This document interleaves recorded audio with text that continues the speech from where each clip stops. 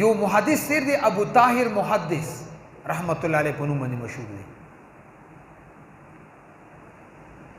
دی یو احادیثو کتاب لیکلی و، هغه یو بزرګ ته لاړو. کتاب بزرګ ته کله میلاو شو نو ویې کتلو چې هر ځای کې محمد صلی الله علیه وسلم چې کوم ځای کې د حضور صلی الله علیه وسلم نوم یې هغې سره لیکلي و صلی الله علیه و آله وسلم، بیا ورسره مخکې لیکلي و تسلیما کثیرا کثیرا کثیرا.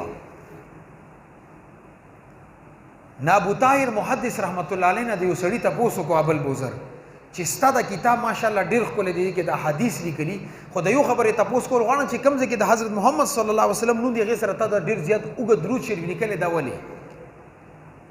نه ابو طاهر رحمت الله علیه ورته خپله واقعه بیان کړه چې د دې کتاب نه مخکې ما یو بل کتاب لیکلی و، هغه د احادیثو په باره کې و، خو چې کوم ځای کې د حضرت محمد صلی الله علیه وسلم نوم و نو هغې سره به ما درود شریف نه ویلی او نه لیکلی و.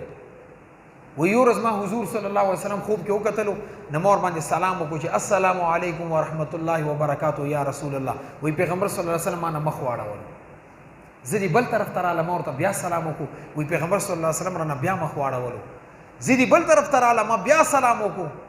ما ورنه تپوس وکړو چې یا رسول الله د سلام جواب ولې نه راکوې؟ وایي ما ته جواب کې وفرمیلو چې تا د کوم کتاب لیکلی دی، کوم ځای کې زما نوم راغلی، تا په خولې باندې درود شریف نه دی جاري شوی، درود شریف نه ویلو وجې نه زه تا نه خفه یم.